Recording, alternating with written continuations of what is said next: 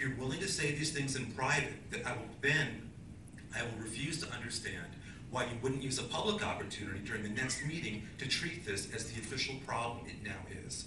I know you've all shared that you feel this is a free speech issue and that you don't want to censor him. That is preposterous. No one has ever suggested censorship. Certainly know the difference between censor and censure.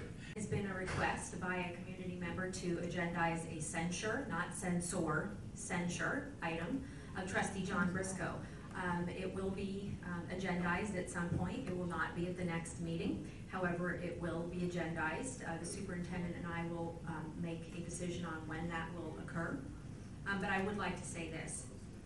Motions calling for the adoption of a censure resolution may only be brought at the Board of Trustees, regularly scheduled meetings, or a special meeting that has been publicly noticed at least 7 days in advance.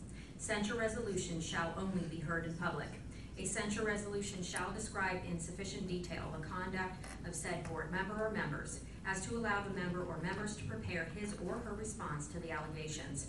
The board member making the motion to censure shall provide the proposed resolution to the other board members of the Board of Trustees, including the affected board member, and to the superintendent at least 10 working days in advance of any public hearing on the motion. The written resolution as presented by the initiating board member shall be presented under penalty of perjury. To the extent that a censure resolution relates to or involves information received in confidence or that is subject to a privilege recognized by law, such information need not be disclosed on the face of the resolution if to do so would further violate the original need for confidentiality or the conditions associated with the retention of the privilege. Only a board member on this board may bring forth the motion to censure John Briscoe. Are we all clear on that, board members?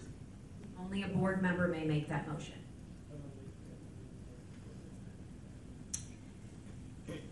Thank you. We will now move on.